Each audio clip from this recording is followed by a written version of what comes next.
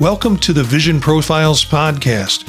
Join us, dedicated Apple Vision Pro users, as we dive into everything from hardware and software to apps and the latest updates in the world of Apple Vision Pro. I'm Marty Gensius, a faculty member at a Midwest university, podcaster, and an Apple product fan. And boy, we've got a great set of folks and a visitor today, too. So talk about some interesting stuff coming up. Eric? And I'm Eric Bolden. I work with IT, but my interest is in finding interesting ways to share content. Currently, photography of plants, chickens, other birds, and panoramic sequences. Is there a lot of call for photography for chickens, Eric? Oh, it's big. It's really big. Okay. Daniel? How do you follow that? Eric's a regular contributor on Only Chickens. This week in Only Chickens. I'm Daniel Burkholder, a budding stand-up comedian. No, a software engineer and technologist currently interested in generative AI and AR/VR technologies. And I'm going to append that. Also interested in innovative human input devices. Oh. Wow. I'm trying to figure out what that includes. Neural band, computer input devices, right? The next wave of what those are going to be. Dave Ginsburg. And I am Dave Ginsburg, the host of the In Touch with iOS podcast. I'm passionate about technology, especially Apple, and use it in real-world experience. As a 27-year IT professional and iPhone subject matter expert, I learn about new things about the Vision Pro every day. And I'm going to ask Dave Hudak to introduce himself, just whatever you feel like saying. Sure. Thank you for having me. Hi, my name is Dave Hudak. I'm a longtime computer scientist and research scientist. I am passionate about the Apple Vision Pro. I've been using it for the last 16 months now, and it's been transformative in how I do my work. And so I'm just very interested to be part of the discussion. Thanks, Dave, for joining us. And you've got some ideas that we're going to talk about in the show. I'm just checking in. Anything new with our panelists? Anybody go? I'm traveling for Thanksgiving, but I don't know if anybody else is. Nope, I actually got the whole week off, got enjoying time away from work, and got to be here today and did some other things this week. But I'm looking forward to talking about the apps that we were supposed to have. We had some homework on today because I have thoughts. Good. Eric, are you doing anything for Thanksgiving? Nope. No, eating lots of pies. Are you going to sacrifice a turkey in front of the chickens? If necessary. Yeah. And Daniel, anything with your plans? No, not really, other than some home repairs. Literally just before coming on, I noticed that I'm pretty sure our shower drain pan is cracked. Lots of water everywhere. That was not fun. That's why I was almost late. So wow. And Dave, do you have any plans? Or you got family? Or are you going to hang out? We have family coming in from out of town. Sorry, Dave. I stepped on it. I think I'm going to have to say he's Dave G, Dave H. I'm new to this. Dave H, you were saying? Family in from out of town. And yes, my mother and father-in-law will have someone looking in on their chickens. I'm not kidding. They still have them. Well, that's good. And Dave Ginsburg, you were going to say you've got family coming over, or? No, we're actually going to go out this year because we decided to go to a local restaurant, and we've done it in the past. This time we're going to do it because someone's ovens isn't working, so it was a good excuse. Yeah. I'm headed to Champaign, Illinois, which gives me a reason to put together all my travel tech and put it in a bag and take it with me, and to get new travel tech if I wanted like something a little different. So thank God Amazon can get it to me in 24 hours. That's all I'll say. So I always love an excuse to buy like new little bags or new little travel right, accessories. Like every trip yeah, you go on, you find some new thing to buy for it that you don't know how you lived without before. yeah. I bought a backlight, a little like cube light to take with me to throw up on whatever back wall of a hotel room I'm in for Oh, effect.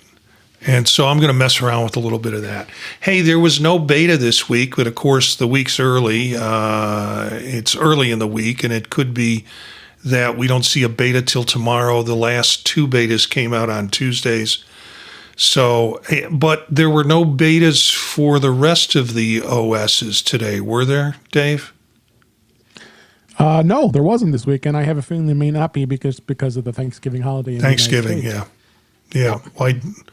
Why deal with the potential of a real screw up when everybody's off eating turkey? So yeah, you're probably right there.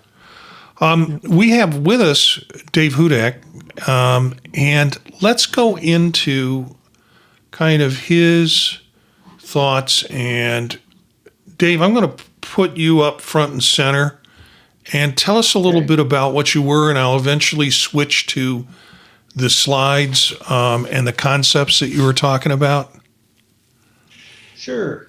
Uh, uh, Happy to do so. So I've been using the Apple Vision Pro for about 16 months now. I got it in August last year. I was a little too afraid to jump in right at the beginning, but as it continued to mature, I got more and more interested. And it has become the cornerstone of my home office here at the house. So during the day, it's all mostly Office applications, Teams, WebEx, Zoom, uh, Word documents, web browsing, things like that. And I only recently discovered its value for entertainment. I know that sounds backward, but that, I just recently discovered that. Um, uh, and the thing that has gotten to me over time is trying to wear it around the house and being afraid of stepping on the cat or uh, missing the cup of coffee I've set down. And I was very, very interested in folks who have done no light seal or open face configurations. So I was very interested in those, and I've tried a number of them. Um, and I don't think any of them yet have it quite right. And I think there's a missing piece that I'd like to propose that I think could help people a lot with an open face configuration. Um, Okay. uh, and I should start by saying I have no intellectual property in this. I don't want to own it. I just want to buy one. So if anybody out there thinks it's a good idea, by all means, go for it. If somebody thinks it's a terrible idea, I'd love to know. Um, so the first question I had is who is a regular um, user of an open face setup? And I can already see Daniel has his. Is that an Anapro, I don't think he can hear you now. Daniel? No, I can. I just had muted. Yeah, Anna Okay. Pro 2 with no light shield, as the lenses are practically touching my eyelashes, trying to show to the camera. But Yeah. And that's what really got to me, Daniel. I tried it with the Anapro One. I've tried it with the Belkin. I've tried it with I just bought the Tyco Tech 3D, which is a nice little product. I've tried it just standalone with the dual knit strap. Um, But there are two things that, well, there are three things that get to me. The first one is the fact that the headset itself is a little wobbly. The Vision Pro is set up to be set a fixed distance from your eyes. And when it wiggles back and forth like that, you get messages about the screens being too close or being too far. Plus, it just doesn't feel very secure floating like that. Um, it's and yesterday with the Tyco Tech, I sat down and I watched 3 hours of NFL football in the headset with the open face, and it was very nice so long as I was completely still sitting on the couch. It was a wonderful experience. I could see the cat and everything. Um, so that's the first thing. The second thing is what I've heard other podcasters call the fiddliness factor. That if you've got a setup that's going on your head, you want to minimize the amount of straps, tugs, turns, pulls.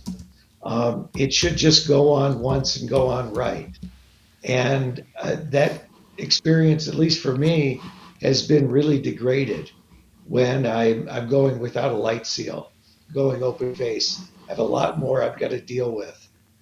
Um, and then the last thing is just the friction changing back and forth. If you go out and you buy one of these fancy headsets, like a global cluster or something like that, apparently they're wonderful for distributing the weight. However, if you want to get your case, your Vision Pro into a case, or you want to get your Vision Pro onto a regular headstand, it's going to expect a light seal. And so you're left in a position of either leaving it in AR mode with an open light seal or leaving it in VR mode with a closed light seal. And I wish there was a low friction way to just switch from one to the other, ideally built around the dual loop, the dual net head strap. And so my simple proposal, Marty, if you want to show the MetaQuest version, Yeah.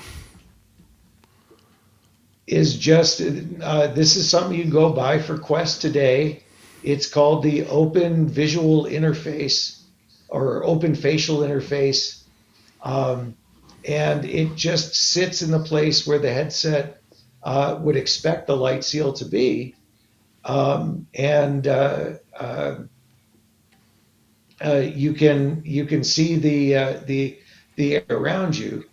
The problem with this, of course, is that the Quest pass through is not anywhere near the same capability as a Vision Pro.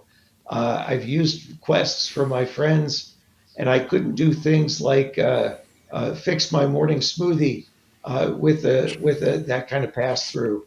I would need something like the Vision Pro. Um, so ideally, what I'd like to propose, and Marty, if you can show the second one, is a face mask for augmented reality that is a drop-in replacement for the current light seal that has some kind of spokes or supports or something along the sides that would let most of the light and the air in. And the reason I think this is a good idea is because the light seal attaches magnetically to the headset. And so if the face mask was designed similarly, it would be as simple as pulling off the light seal and popping on the face mask. And you could wear it all day and flip back into the light seal if you wanted to watch an immersive movie at night or something like that. The other advantage with this setup is if the face mask was a true face mask like the light seal, it should just fit in the Apple case. It should just fit on the stands that people have built for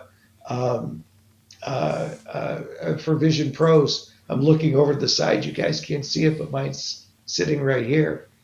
Now, I don't have any experience with 3D makers or building products like this. I just felt like if a product like this existed, especially now that the dual knit band is the predominant band moving forward for the Vision Pro. Something like this might be quite useful. Guys, you're suggesting that if you want virtual reality, you use the typical light seal. And if you want augmented reality, you use the face mask or the frame that you've kind of suggested in your design or in your proposal here. Design's a generous word, Marty. It's a harebrained idea at this point. So I'm gonna open it up to the rest of the panel and see if they have any thoughts, ideas, or reactions. Yeah, and actually, Marty, I'm gonna ask you because you have the XR. Isn't doesn't the light seal for that actually, I think, achieve this? Because I think by default, it's kind of just a shade over, but allows the bottom end is open for periphery. And then I believe you can attach something onto that to then be fully immersed, like a full light seal. If I'm not mistaken, and that's how I remember that is, that almost sounds like I think maybe what you're maybe looking for here, and frankly what I'm looking for too, because every point you said about all the existing ones are so true, right? I mean, you walk around and you're just like wiggling, everything is wiggling as you're walking around. Yeah, and so then is It's that a with solid. like, No, it's a solid light seal. oh, And you have this piece in I'm trying to get it on camera, but you have this piece in the front that's magnetically connected to it, and that makes the difference in terms of distance. And and those I have sides like bottom don't come off or anything? no, they don't. Well, you have these little pieces do come off at the bottom, but you have a considerable amount of shading still on the side, on the overhead, I should say. So it doesn't meet the same kind of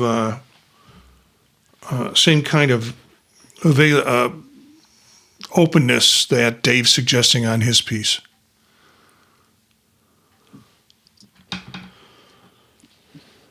Now I got to put this thing back together so I don't drop it. Yeah. See, something like that is kind of what I was thinking of, and maybe you could make the top part magnetic too, and then you could be all modes.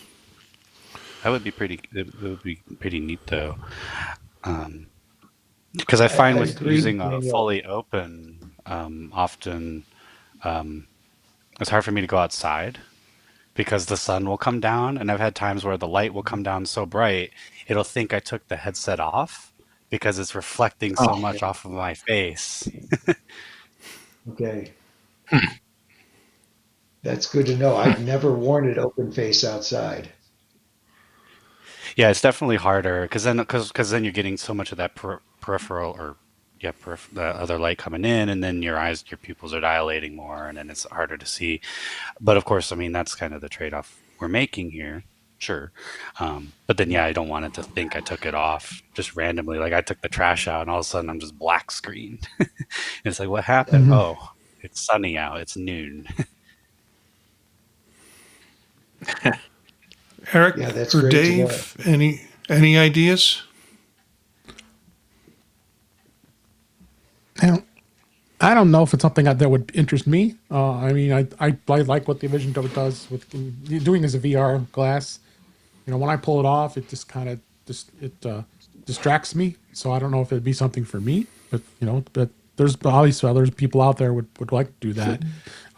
I've watched plenty of TV shows and movies, and I've spent an hour to 2 hours doing it, and it's been decent. Now that I've got the dual strap for the M2, it's been even more of a comfort the way it's set up now. So I don't know if this would be for me, but it seems like something potentially. There's obviously, as Dave H was saying, that somebody out there does like. There's plenty of people out there that must like this. The the annoying part for me is I have 3D scanners, I have 3D printers. I'm I have decent enough CAD skill that I could probably make this, model it. Um, but what's always hung up me on going forward with it is I want that magnetic attachment. And I don't know where in the hell I would be able to get these thin, custom, curvy magnets like the real light Are seals those have. And actually magnetic, Daniel? Because I was trying to test them on the light seals that I own. I think the magnets are on the headset. So all you that need is a is metal a frame. good that is a good point. And I don't know. It felt that way. Huh. dude, you just blew my mind. I got some stuff to try later. Because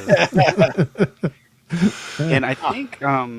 I think there's another light seal that's a modular one that if we're wrong Yes, on that, yes. I could get that one and then build upon it. Um, but I don't think it has magnetic attachment, regardless if it's He's got the magnetic on metal the. pieces on the front, but it Mhm. was like every one of these things that's come out. They were all designed with the solo knit band in mind. And so the number one activity they did was to supply top of the head support. Even that face mask you mentioned on Amazon, and I've seen it as well. The big thing is it's got a detachment that fits on your forehead to help carry to help you carry the weight of the device. And now that the dual knit is here, um, I'd like to think the top of the head support will be solved. Maybe not today, but in 6 months from here on out. And in your idea, would it still have the cushion?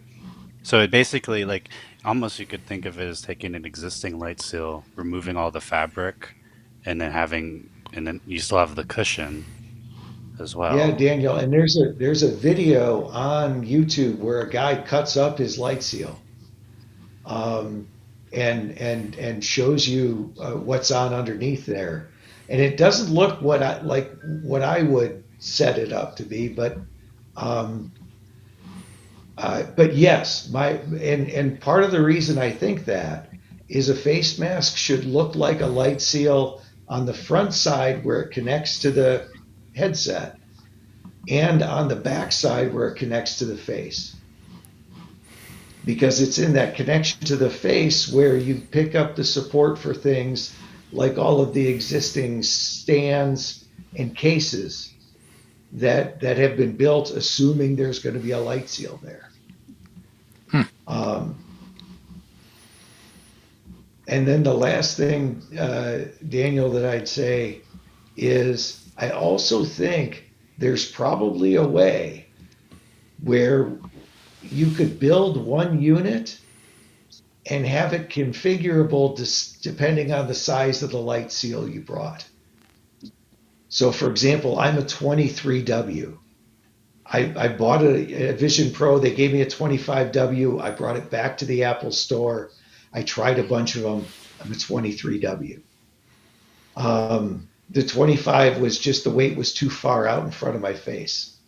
And I would like to think you'd hate to make different sizes of a device like this.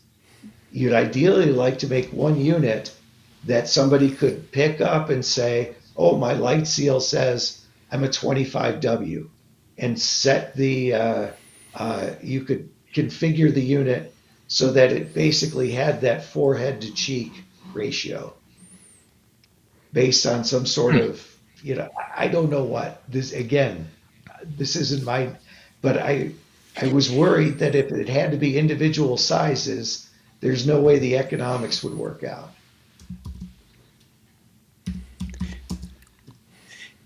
Yeah, I think there was a patent leak a little while ago of a light seal design that had basically a million different springs, so it could mold to your face one SKU instead Right. of 400 SKUs. Same idea. Okay. Yeah, we covered that. We covered that patent in terms of how it can. It's like adjustable on the side with the band running through the light seal, and as you turn it or tighten it, that thing will adjust to different faces in that way. Well, I think Daniel and Dave need to do lunch. Yeah. Yeah, absolutely. I'm passionate about finding somebody to talk to about this. And Daniel, if you're game, let me know. I'm sure Marty can give me your contact info. Yeah, and I'll make sure and get yours to Daniel. Great. Eric, do you have any comments or thoughts? Um, yeah, I mean, my first thought was to just take an existing light seal and grind out holes, but that's kind of expensive. Um, I want to cut mine up so bad, honestly, because I have a I niece. I think don't want to buy another one. yeah, if you do that, I think you need to video it and put it on YouTube. Immediate regrets. I can see it now. There's a I can't remember who did it. It was a 3D printed, basically a strap that goes across the top your forehead, I guess mostly, and then comes Yeah, down, and you have to detach the two sides and feed it right. through to That's the attach one it. I'm using right now, Eric. Yeah. Yeah. And so it seemed to me that something like that just simply sent like a side strip down to maybe try Mhm. and add an extra bit of rigidity and then brace it further down on the head, maybe that would be enough. Well, And you're then onto that something. model exists. You're onto something because what I've heard a bunch of So people who have been that seemed like the experimenting, closest. yeah, who've been experimenting with the dual knit band. The thing, and I was, Hmm. do I? Yes, here. Uh, I believe this is the device in question. This is the forehead Yeah. pad Yes. Exactly. device. Yeah, and I Yep. watched 3 hours of NFL football with this yesterday. So it's Tyco Tech 3D is the plug. Um, Hmm. uh, and what I found with it is what I heard from people who are doing it just with the dual knit band, which was you Hmm. need a nose break. You need some kind of a nose support Oh. because that's where the unit is directly sitting on your Hmm. head. Um, and I was actually my wife gave me some makeup sponges that I've used for things, and I was cutting one up this morning. I thought, Dave, you've got a day job. Go do that instead. Um, Yeah. but you're right, Eric. It might be that a support like that, in conjunction with some type of a face mount, is what's needed. I'll make sure. I just found Tyco Tech 3D. I'll make sure that link is in the show notes for people who are either watching this or viewing it or listening to it.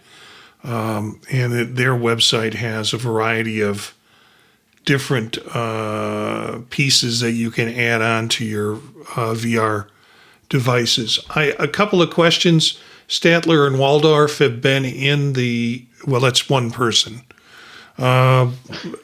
He or she has been in the chat room raising questions like, "Hey, does it block 100% of the light out?" I think he was referring to the XR screen. I didn't find any VR headset that would block 100% of the light, so I'd rather just go open and accept light bleed.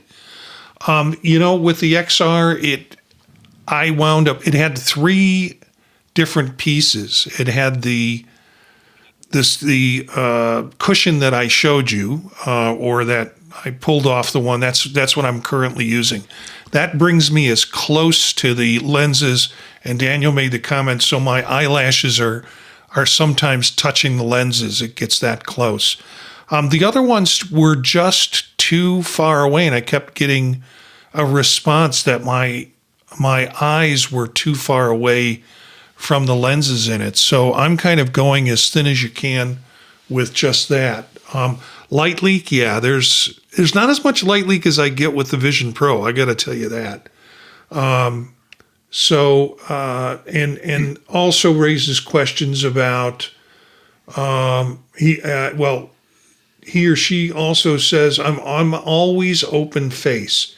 If you want VR, just turn the lights off in order to do VR. So that's their option. And does the forehead to cheek matter?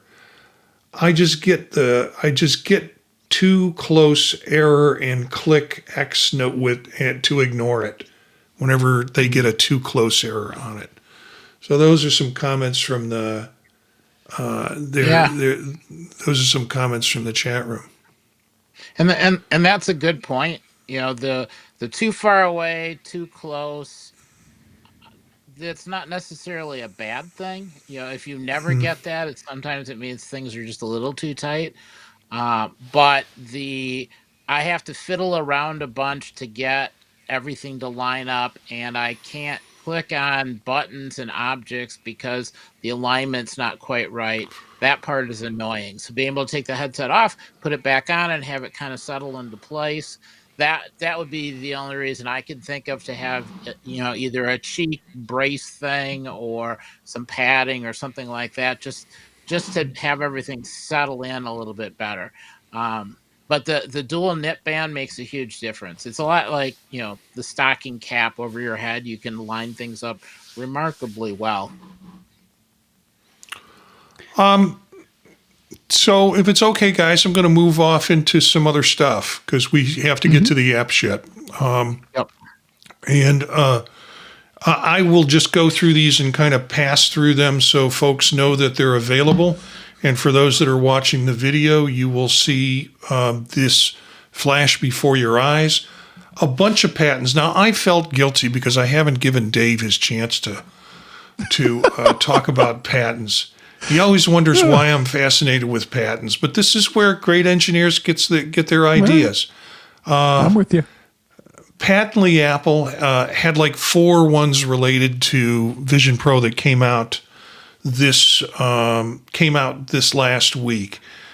There's a contextual gesture control for future AR glasses and Vision Pro devices, and basically it shows that you can do things with your hands, palm up to angle, palm forward vector, palm normal. So really taking into consideration not just that your palm's just there, but what positioning it's in. And there's a patent apparently that Apple's filed on there. The other one is customizable smart glasses with swappable arm assemblies. And Apple wins this as a design patent. So you can swap the arm assemblies to the glasses. There's some other articles or rumors that I've read on this that talks about how it can contain different connectors if you want to do that at some point. But they have the swappable arm assemblies as part of the patent. Apple patents compact speaker system for smart glasses with directional audio and privacy seals. So surprise, surprise, Apple's considering the audio and future patents of the speaker system, or at least with a patent maybe shutting down other people from doing it, whether Apple does it or not. Of course, remember they have AirPod Pros. And then finally, Apple patents a vision class wearable that detects breathing, facial gestures, and more. That one I think is kind of fascinating because if it detects breathing, then it becomes potentially a health version or a health app for it. So those are some of the patents. I don't know if any of them struck you as I went through them or any comments that came to mind guys, or we can move on. I'm really looking forward to the one that detects breathing and gestures. I might Yeah. take up jogging then. And then when I collapse and I'm kind of panicking like this, then it knows to call for help. And when I stop breathing, it can just say never mind. Yeah. I think the Not breathing big is deal. interesting. I just don't see myself wearing, well, if they're glasses, maybe. But, so I do a flight of steps and I get out of breath, and the glasses can detect that. It gives me more health information with that. Some of that you can already get with Pulse and such. But, anyways, Hmm. I want to spend a little time on this. There were some articles about, just cut it short. I have about 4 articles on how there's going to be new sales in, where is it, Korea and Taiwan? Yeah, South Korea and Taiwan. That market opens up November 28th for Apple Vision Pro M5, I'm sure. Right. And so series of articles on that. We won't belittle them unless it's just showing it's an expanding market, and I think that's pretty cool. Yep. And then I wanted to get to this one article. It's down the road though. There is Steam, and Steam, of course, came out with their device, or they put their device out and it will be on sale sometime in early 2026. Daniel, Steam, big game playing stuff. Any reaction? Uh, so I'll do general on Steam Frame. Cool. I mean, if you want VR, I hope it's a nice price point that makes it competitive with lower than the HTC Vive, which was their previous headset, working with HTC, of course. Um, and hopefully it's somewhere like it's better quality than a Quest, but lower price than the Index. Um, I mean, it's a VR headset. It's very cool. Um, Now, I think it'll how to say uh, apart from Meta, they're probably the only other one in the game. How I've been thinking about Valve's moves lately is Valve is doing Apple moves, like business moves that only Apple could do, but in the PC industry with respect to gaming. Mm-hmm. Like, I mean, even on just some small things like I mean, they're doing a bunch of a bunch of Windows games on ARM, right? I mean, that's like an Apple move that the PC industry just can't do. Like, yes, there's some ARM laptops, but it's probably been like like the third time we've tried to do Windows on ARM, and Yeah. it never really goes anywhere. Um, but Valve is like really pushing ARM because they have the Steam Deck and the Steam Machine. Well, I think that's an x86 machine. I can't recall. But the frame certainly isn't, and the Steam Deck certainly isn't. So they're spending a lot of time with those a transition there for gaming, which for a lot of people, Windows is just a mechanism to play games, myself included. I don't do my regular computing things on Windows. Just I don't. I want a Nix machine. Now, this article we have trying to claim that the idea that the Steam frame is the spatial computer that Apple would want to make. This article pisses me off because it's another example of gamers thinking that if it doesn't play games, it is not good for anything. Yeah. And I get it so much in this article, but I think they also kind of miss I don't know how you can make those comparisons. It's this is a so I always like to when people ask me like what's like with the Vision Pro, I feel like my favorite way to describe it to people, and it makes a lot of sense, it clicks in their head really quick, is it's infinite iPads strapped to your face. Right? Like, 'cause you can just, pop up them everywhere. You could do a AR or VR game or whatever. But in many respects, it's a bunch of floating iPads in the world. Cool. This is a Steam Deck strapped to your face. Yeah. Yeah. That's what They I are was not thinking. comparable. They are not the same Yeah. product. They're not the same target market. They are none of none of the same use cases at all. They just happen to look like the same form factor. And they might be able to do a little bit of what each other can do. Um, but to think it's a spatial computer, I don't. This dude's in Narnia. Valve does not even look at it like this. I firmly believe they don't.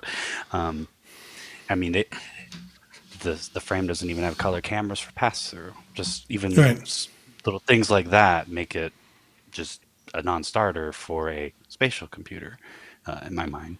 But otherwise, I mean, if you're into VR, I'm hyped for this headset for you. For me, even though I like VR games some, I'm not enough to want to have a dedicated unit. My Vision Pro with ALVR is far more than sufficient for me to scratch that itch. But of course, not Yeah. everyone, has one.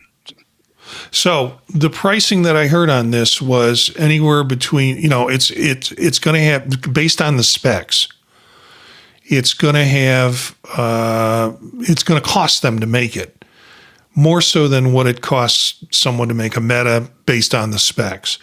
So they're saying somewhere between, they'd like to get it down to 500, but probably somewhere between 600 and 1,000.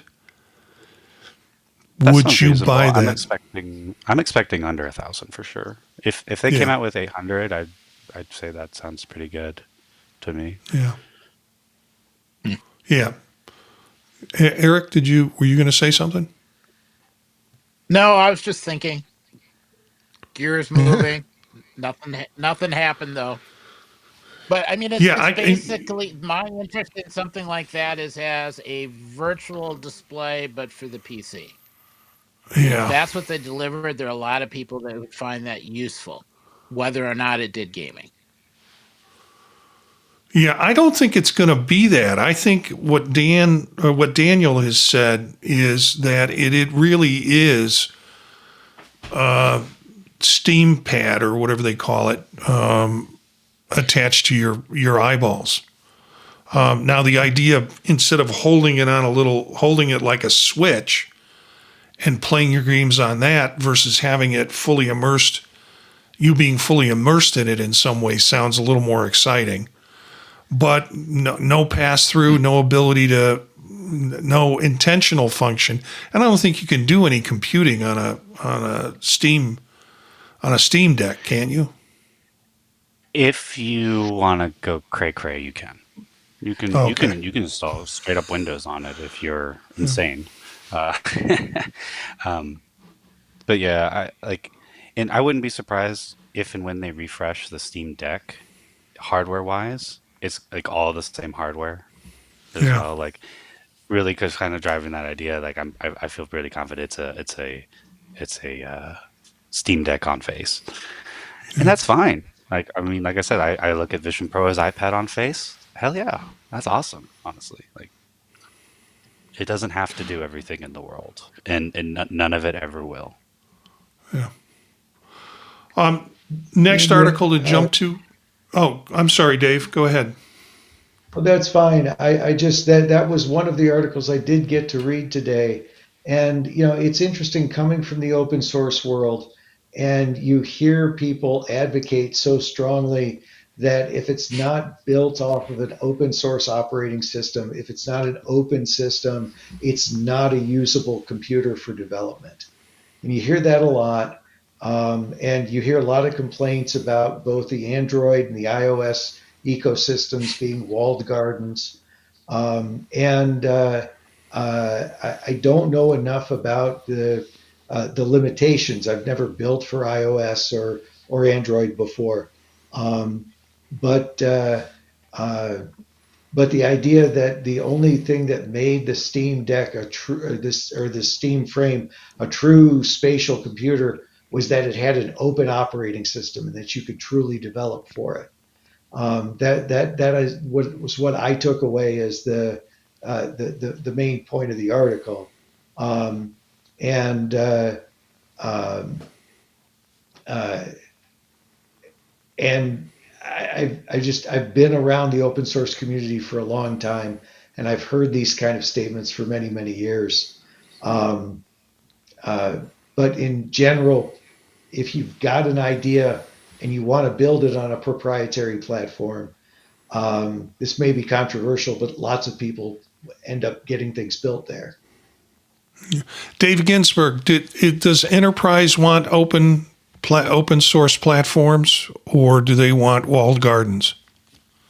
Depends. Depends on what the tool is. So, some do use some open source type of tools, but they'd still keep it within the walled gardens because it has to stay secure. I see lots of developments going on in enterprise using Linux or anything related to that. So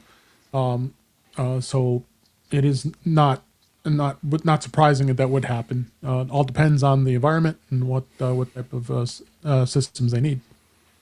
There are additional articles on the fact that this week things came out saying they're creating more content. So, the idea that Apple is Vision Pro is expanding its immersive universe with new content, including some stuff coming out from Red Bull. I think starting December 8th, they have a whole series that they'll be doing, but Red Bull will be sponsoring some new immersive content. And then Real Madrid. Eric, did you want to say something about this? Not a lot, but just the fact that they're putting a whole lot of work into how to add immersive video in a in a stadium environment where you've got more people that want to attend and not enough seats, and just going and building a whole nother stadium isn't going to work. Can you expand the stadium virtually and put cameras there and then remotely view it? And this seems to be one of the first places where they're going to really try that and get all of the rest of the details out and figure out how to stream it and figure out how to get people to be able to watch. And you got to start somewhere, and they seem to be putting a lot of effort into that one. In an article that I thought was really cool, particularly the video, was Newman goes virtual for spatial audio mixing. And it's an interesting article that the concept here is that you will have different instruments, if you want to say that, and you can sit in the middle of the room and virtually place them around the room to assist with so you have a spatial audio mixing experience. And then integrating with Apple's Logic Pro, DAW, so users can control the DAW in three-dimensional augmented reality. And then the video is very, very cool. So take a look at the link here that's in the show notes and page down till you get to the YouTube video. Discover the future of spatial audio mixing, introducing VIS. And we had a story last week about an app that would kind of work in different building little blocks that you would move around in order to mix music, but this looks very, very cool. Some interesting articles regarding the Plainfield, New Jersey Board of Education is looking at purchasing a bunch of Apple Vision Pros to affect CT pathways in their schools. So teacher education can use this technology. I don't know. Would that be the thing that you would want your school district to be spending money on right now? considering what's going on in terms of school funding in a lot of cases. I don't know, but interesting article, Dave. Yeah, so And Max bought. that all depends on the budget. Yeah. Yeah. I remember in the 80s when schools were buying Macs and they were $2,500 a piece, and those had 12-inch screens and were black and white. Yeah. Yeah. Okay. I surrender that point. I'm a big fan that they're getting them out into the school environments, and I haven't seen any Apple education funding yet for the education price for a Vision Pro yet. Usually you can go to that page. I have an EDU address, so I can take advantage of that, but it must be that the district is probably doing something with Apple to hopefully not paying full ticket price on these things, but what the heck. An article on pilot training and a method of using Apple Vision Pro for pilot training. And some of this stuff is leaked over the weeks, but this article came out this week to talk about its use. And again, link will be in the show notes. And new partnership developing pilot training kit for Apple Vision Pro, Loft Dynamics is what's making it. And Loft Home, I think, is the product that they're creating. So That's kind of neat. You can take, yeah.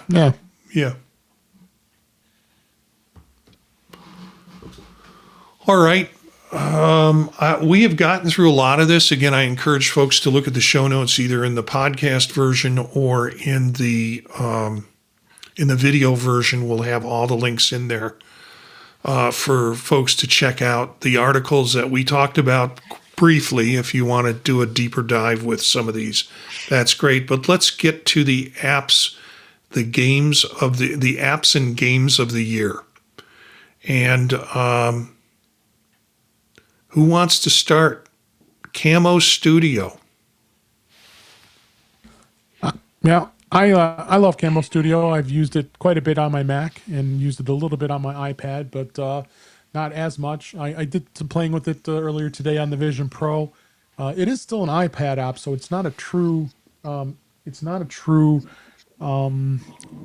Pro app at the present time.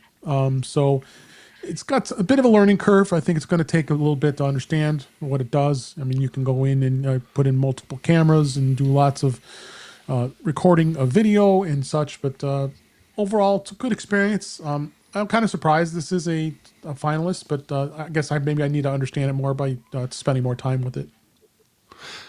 So is it anything unique about the app in the Vision Pro version that's different than what's in the iPad, or is it does it feel like an app ported over from an iPad? Kind of does. I mean, it was using the Persona. I saw that come up, and you actually connect to the Mac virtual display with it. So again, I didn't have a ton of time to spend on that particular app, but I think it's got some promise. But obviously, Apple, the reviewers see it to be a pretty good app here, so maybe I'm missing something. Okay. And let's go to the next one, which I know is one of Dave's favorites. D-Day, the Camera Soldier. Yeah, that was an amazing experience. To be able to have a developer to put this together with all the amazing video footage from this family's a family member that was in D-Day in World War II, and being able to interact, looking at different, like, the weapons and when they were on the beach in Normandy, and it just was just absolutely breathtaking and amazing interaction. I felt like I was in a museum for the most part when I was going through this. I thought it was I haven't done it in quite a bit. I did it right when we talked about it when it first came out, but it's still pretty vivid in my memory, remembering that how pretty amazing that the developer put together this, and it's something I think for the future to see. I would love to see other developers do something like this to get more immersed. I think American Revolution right now is Ken Burns, and he's got that going on right now on PBS. Why not have something like that on the Vision Pro to have some more immersive experiences? Just as an example, but this was a great app. I totally think it's worth it as far as its cost, just to be able to experience it. Yeah, it's $5. That's not it's not really a heavy cost for it. No, not at all. But what I think it does, and this is why I think it's award winning. First of all, it's only on the Vision Pro. It could only be done on the Vision Pro because of the interactive nature of it. But it is storytelling in a way using spatial computing. Right.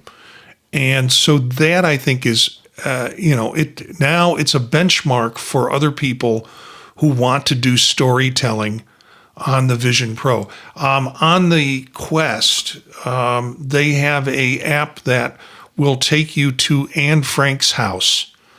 It's a kind of walkthrough app where you can activate certain things and get text up and stuff like that. It is by no means meant to be a spatial app, and it doesn't do the kinds of things that this D-Day does. It's much more flattened. It could as well just been on a tablet. But it's still a great story, as I learned a lot about Anne Frank from going through that experience on the Meta. But this really, I think, redefines storytelling, incorporating video, incorporating the spatial aspects of it, being able to interact with objects. Really pretty cool, and I can see why it was nominated for one of the apps of the year. For sure. And any other comments from folks in the group? They did an excellent job of giving you sort of a feel for what the location was like.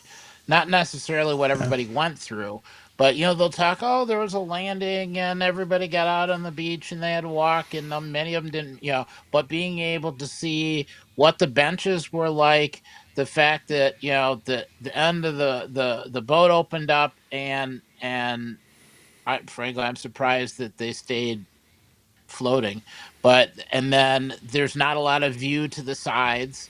You can't see what's out there. The photographer documenting this, he didn't have a rifle, he had a camera and he had film, and it wasn't digital, Right. so it's not infinite pictures. You go, you take your pictures, you figure out when to take the next pictures. I think he had some still and video and a set amount of length, and then you box it all up for developing later and processing, and then you get the next one. And it's just impressive anybody could get work done under those conditions. Yeah. And to add too, I mean, I think he did just an amazing documentation of what all his experience was with all that hours and hours of footage from using a Super 8 movie camera. And back in those days, that was the technology, and being able to restore it in such a way where we were able to experience in an immersive, having an immersive experience was pretty awesome. All right. Okay, now this one, I think I'm gonna have to lay down some change for this one. This is Explore POV, and the in-app purchases, I think, are $10 a month, and that unlocks a lot of it. It is really pretty good immersive video, and well shot and well done. Eric, this is more in your category. It is free, and apparently if you open it up every couple of months, you'll get some new videos to play with. But if you do the in-app purchase, you wind up getting something like 100 plus immersive videos that you can go through and try. So I might have to lay down $10 for a month or a couple of months to get through the whole catalog of videos. Eric, I'll start with you. Anything particular about this? It's good if you've got a really bad network connection. It'll tell you that it can live stream it, but that's the experience isn't as nice. If you can get a good enough network connection, you click download, grab it at full resolution, and then the experience is actually pretty nice. And different experiences. Some stuff is available without paying anything. It's not forever available. They kind of rotate through a couple different things. You could pick a time when you can go watch a bunch of stuff and then just pay to see everything. Even that is the pricing's not that bad. And for everyone saying, "Hey, where all the material? Where all the video and the movies?" They have a lot, and they have a mechanism to produce more. So, do you think this is like freelancers who are just creating these videos and then getting paid a fee for? Actually, that's a good question. I think they discuss it because they talk about the people who are doing it. And I don't know if I don't think they're all freelancers. Some of them, I think, they do like other stuff, and it's like, go do this particular topic. So there's I a don't know if job that I can get paid to take a $10,000 camera to French Polynesia and make a travel documentary. That's what you're telling me. yeah, don't quote me on that. Um, What the hell have I been doing working well, I'm for not a sure. university? I mean, the cameras are expensive, right? Yeah, and the credit is all going to this James guy. So, I guess I've been so distracted by watching the videos, I haven't gone to look to see who the photographers were. Yeah. So they do have a website. You can get a bunch of information from the website. This it's high quality enough. It's worth downloading the stuff and looking at it. There's a couple of like near to the shore beach scenes where you basically are walking along in shallow water. I find that really relaxing. And a couple other scenes where you're going along trails. The camera movement is not too bad. The low resolution stuff I find kind of makes me sick to my stomach. So take the higher resolution stuff, Yeah, maybe it download and was watch just it that way. me.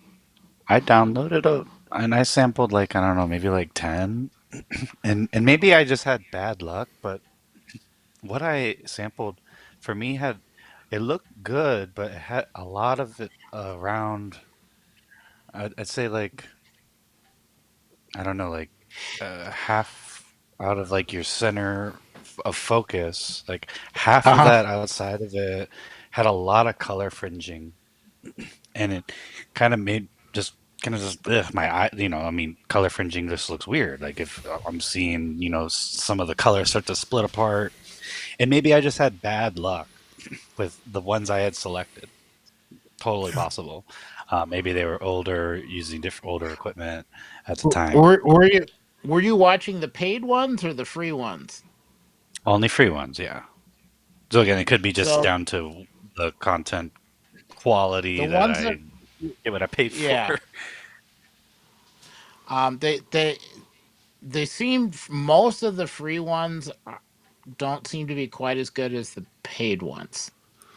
Like the ones that are extra, and they really should kind of have done it the other way around to have a couple of really good samples and label them as this is representative, and not all of them meet the standard. Like the thing to look for is if it appears that one eye is showing something different from the other eye. Hmm. Sometimes the calibration is off in whatever they're using to film it. So they should Yeah. be promoting some shorter versions of really high quality video to tell people this is what you get for the $10 a month. Yeah. Yeah. Well, and for everyone that says, why is Apple doing all these short videos? Well, they have really, really high quality short videos. And Yeah. when you get a bunch of longer ones, it's hard for the whole thing. You'd have to do a lot of editing, and then you would end up with a short video instead of a long video. So I guess I still want to encourage them to keep producing because it's in places that I'm not going to fly to. Yeah. And we'll see. It should continue to get better. Yeah, I probably should take a whack at it to check out some of the new stuff. I played with the free version like Daniel, but and Statler in the chat room says, first of all, he thinks that POV has been out longer than a year. I don't think that necessarily excludes them from being an app of the year. But he puts a vote in for theater as maybe a better option for it, or a better app for it. So let's get to Dave's favorite app, I think, Fishing Haven. And I like to take a good rest in my big chair downstairs and go fishing. And this is really quite a nice, I think, well done visual app. And what's the pricing on it? It's free. I don't have it's free. Oh, okay. Well, that's even better. I first started playing with fishing apps on the Meta, and enjoyed it. And there are a couple of different fishing apps on the Meta. Some are really high quality and really well have good environments to them, and some of them are just kind of drippy, corny kind of setups and gamey in terms of it. Dave, tell us about your reaction to Fishing Haven. Yeah, it kind of blew me away. You get into the app, and then you're starting to go out to the water, and it's tranquil. You have mountains above you. The water is pristine. But this is the first app ever I've seen where I was able to circle around 360 degrees and get a full view all the way around me. Because you always have these virtual immersive videos that you go to here, and then you see dark spots above and below. Obviously, this is a game, so it's a little different, but still using video footage. So I thought that was amazing. And then the fact that the fishing pole's right there with the reel and everything, and you bring your hand over to grab the fishing reel, and then of course your hands have gloves on them, which was just incredible. So I go to pick it up, and you're just like bringing it back and flinging it out in the water. And the same thing with your left hand. I used the right hand to grab the pole, and use my left hand to start tugging the reel in, and then you get a bite. I wasn't able to get the fish in yet. It snapped a bunch of times, but it looks like I can see hours of time wasted, but probably enjoying doing it. But this was just very, very well done. I think this is well worth a app of the year nomination for sure. Yeah, I've been to too many fishing apps in my life at this point, so it's hard. Some of them blend all together, but ones that will give you data. There's one that I play on Meta that it's like, you need to catch me 3 of these things, and then you get to the next level. And so you go out and you catch them, and you get different poles, and you can get, if you want to really gamify it. But in some ways, it's just kind of fun. And there are ways that you can see sort of images of where the fish are in the water, under the water, in some of these apps. And I think this one, you just put you can correct me, you just kind of cast out there, and it lands, and you just wait to watch the bobber pull on it, and then you take action on it. But still, it's a very serene and tranquil kind of experience if you haven't. Yeah, it was. And you don't get your hands all like gooey with worm slime. That's the best part of it. Any comments from the rest of the folks? I snapped my line more times than I could Really? count. First half hour, nothing. No bites. No insect bites. I'll give it that. Then pulled out and there's like action everywhere. I thought, oh, okay, way too impatient. Line snapped. So yeah, Wow. it was reasonably relaxing. I think I would have enjoyed it better throwing the line out, not trying to fish, and then having a nice book that I could sit and read because that's what I do when I fish. But the sounds, the ambient sounds, I did a nice job with that. I found it was truly relaxing. The only thing I could say is don't look straight down Yeah. because they don't have the water movement right below you quite right. Yeah, It's a you're right. I little didn't try off. that. But Yeah. everything else, yeah, it's good. Do you get any? The question is, do you get any vibration or feedback from the headsets? Because obviously not using controllers, Dave. Did you notice any? Didn't. No, I didn't. Yeah. I didn't use it in my AirPods. I just had the sound coming out of the Vision Pro. So Okay, so you could hear the splashing and things like that yeah, coming out of the and I Vision heard Pro. you but hear no. the line snap and casting it into the water and yeah, you hear it all.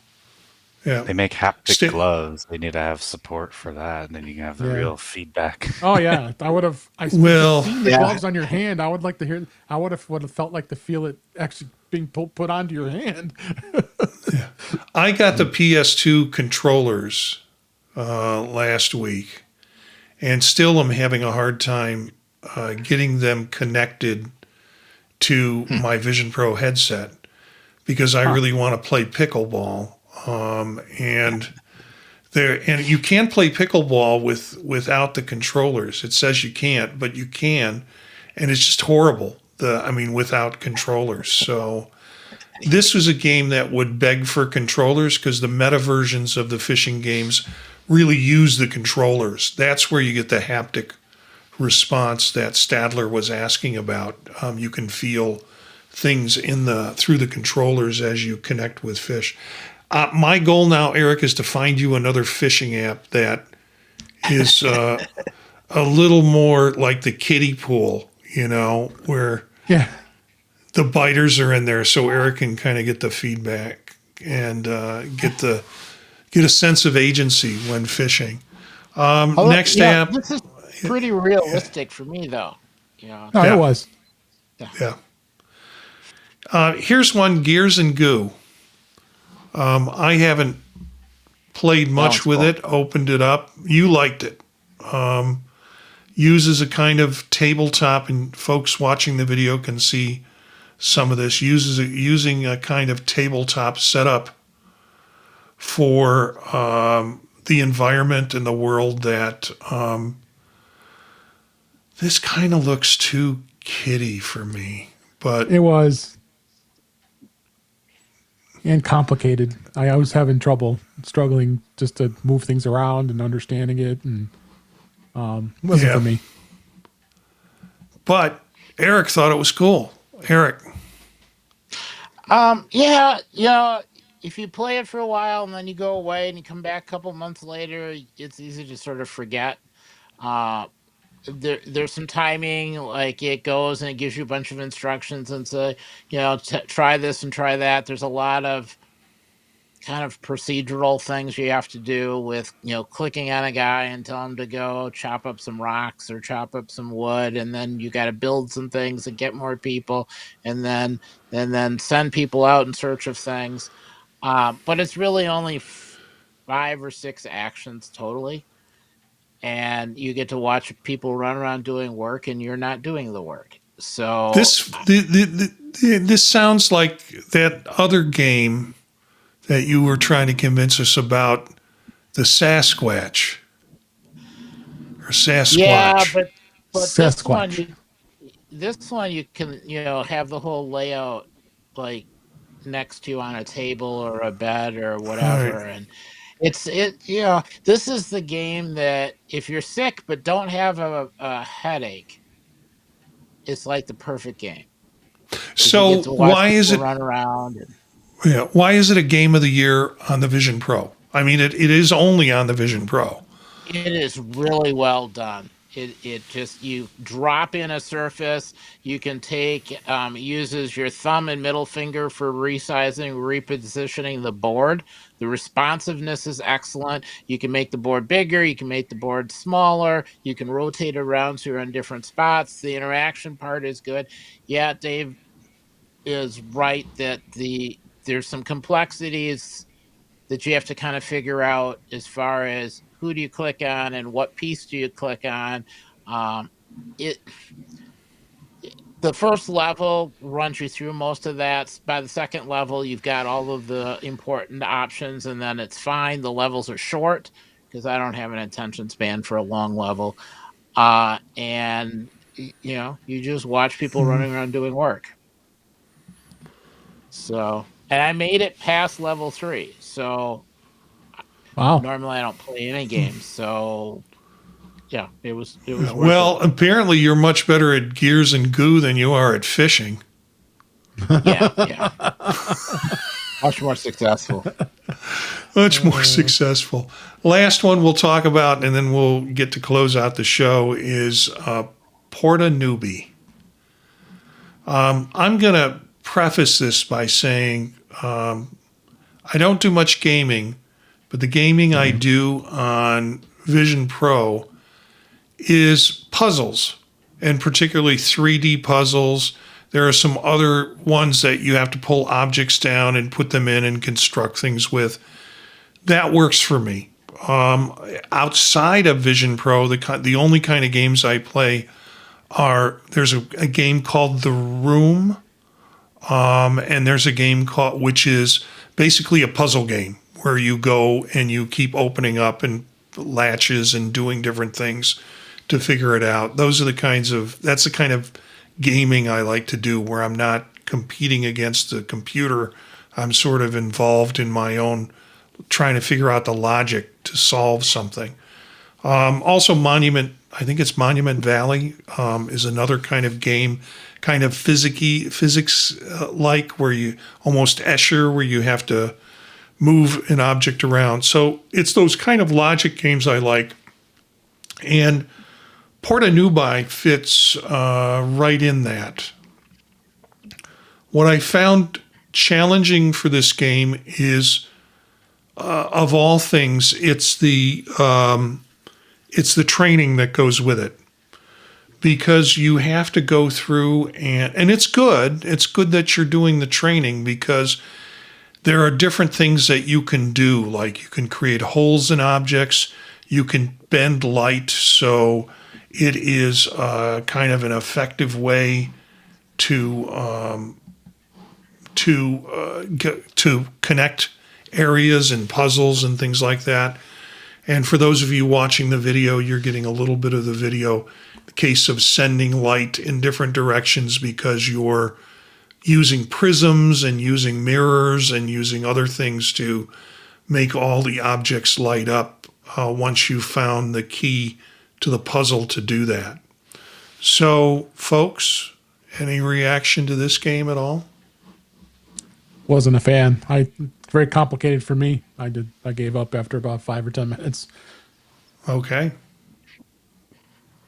I did not make it through the introductory instructions on how you do the different Same. pieces. Yeah. I have to say that it took me a significant amount of time to realize that there were 2 colors as I was trying to get stones to work, and then I backed up and then read the thing where it said, hey, there's 2 colors and you had to use your right hand and your left hand to get 2 different things. I just found that annoying. Now, when you successfully got stuff to go through and you got the sparkly effects that blew stars up onto your ceiling, that was really cool. That was almost worth it. I'm not sure I'll ever play the game. I think I'll go back and I'll do like the introduction maybe once or twice because that was the part I enjoyed. Yeah, I think your points are well taken with this. That it took me a while to get through the introductory piece, and when I got through the training, essentially, and then it took, as the different movements that you have to make in order to get the thing that they're asking you to do as part of the training, it got more and more complicated. So it made it harder for me to move through all of the steps of the training. Again, I'm not a gamer. I'm sure there are folks that find that part really easy. I'm thinking right now it would have been cool if they would have just given us like one level where we're doing a couple of the things they taught us, and then you go to the next level and they say, here's something new that you can add on to it, instead of teaching us the whole arsenal. And I think Monument Valley, if I'm correct, does that.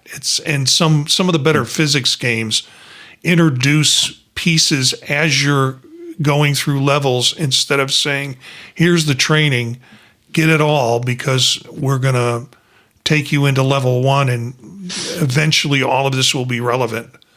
So, yeah. Yeah. Now, I do have to say that the controls and the interaction with the game, that was well thought out. It worked well. I mean, even taking, like, it took me a while to realize, okay, you don't have to just click to create a hole, but if you click and hold, you can like drag around and target it. So the controls were well thought out. You get additional accuracy that was well thought out. All of the component pieces were very, very well done. Okay. And that's not always the case. So if you want all of the rules and instructions and whatever, it won't disappoint you. Again, it's only an Apple Vision game, so it's fully utilizing spatial. And again, these things were not because they were the most bought games. This is not the top 10, top 3 list. No, right.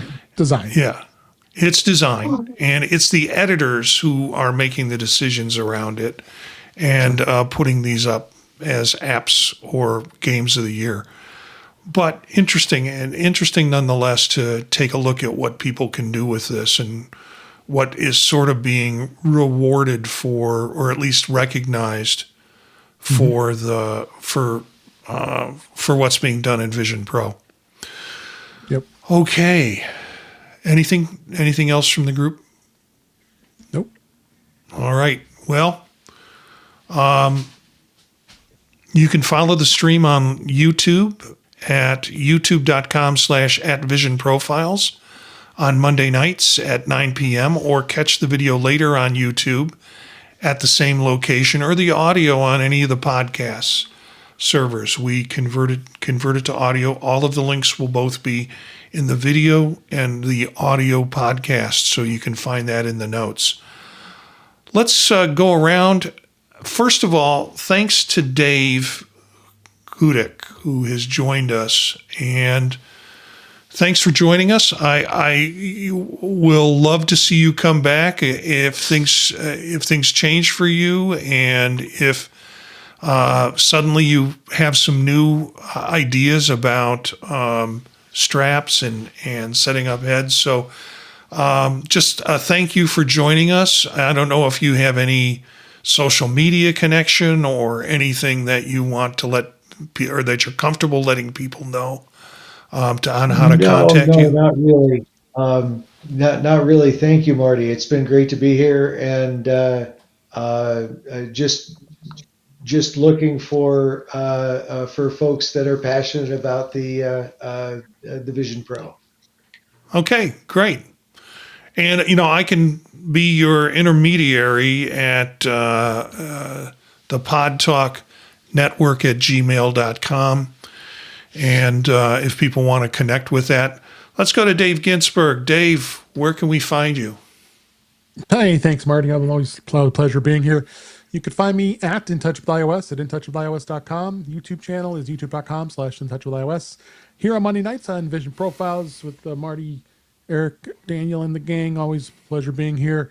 Tuesday nights, Mac Voices Live with Marty and Eric and the gang there on Mac Voices TV. Back MacVoices.com. That's Tuesday nights, 8 p.m. Eastern. I record the In Touch with iOS show. We do stream it live on Thursday nights at 8 p.m. Eastern and 5 p.m. Pacific. I'm on the Mac Show on the British Tech Network on Fridays. That's a great show. We get to do that in the mornings for us here. And you can find me on social media at DaveG65 on Blue Sky and Mastodon. Thanks. Thanks. Daniel. You can find me here every other week or so, and otherwise on social. The only social I have is Blue Sky at IO Expander. And we'll find you probably working with CAD files, trying to figure out how to make that design that Dave talked about earlier. Maybe. Now that the idea that those aren't magnets popped into my head, it's like, this is actually far more realistic of an idea to make. Basically, the Samsung XR is what I want to start with, and then for the Vision Pro, but then find a modular way to make that into what Dave's talking about. Yeah. Okay. Eric, where can we find you? Out in the woods, hiding from reality. No, on what's Mondays? Mondays, I am here on Vision Profiles. Tuesdays on Mac Voices with Mac OS stuff. Thursdays on In Touch with iOS, kind of rounding up the week with iOS, iPadOS, Mac OS, pretty much all the questions. All right. Any social media or? Oh yeah, actually, it's been one of those weeks. You can find me on Mastodon at EA Bolden at mas.to. And you can find me at Gencius, Gencius at mastodon.social, or also Gencius at Blue Sky, where I can get messages if you want to get to me. Monday nights here, Vision Profiles. Tuesday with Chuck Joyner, Dave Ginsburg, Eric Bolden, and a bunch of other fun folks on Mac Voices. Streams live on YouTube Tuesdays at 8 p.m. Thursday with Dave Ginsburg on In Touch with iOS. However, this Thursday, we're all eating turkey gobble gobble, and we're going to record sometime on Friday. Yes, sir. And with Eric and a bunch of other great folks on In Touch with iOS. And then Friday mornings, when I'm not called into the dean's office for a meeting, you can find me on the British Tech Network with the Mac Show. Other stuff and other projects, other podcasts that I do, look at thepodtalk.net, and you'll find links to those different shows, some of them tech-related, some not tech-related, but lots of fun to do. So you might find some fun shows you want to check out on thepodtalk.net. Our email is thepodtalknetwork@gmail.com. Thank everybody for tuning in. Thanks to the chat room. Statler was in, and we had more folks in watching and not just posting, but we're glad to have you there. If you want to be a silent watcher / listener, join us in the chat room. Thanks to Dave Hudak, who joined us today after he tried to explain something to me, and I said, "This is too complicated. Just come on the show."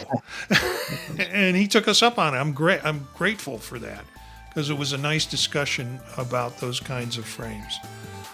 Email us again at thepodtalknetwork@gmail.com. Our bumper music is Free Jazzy by Steve Combs, courtesy of the Free Music Archive. And spread the word to other visionaries. Thanks for listening, and we'll see you next time.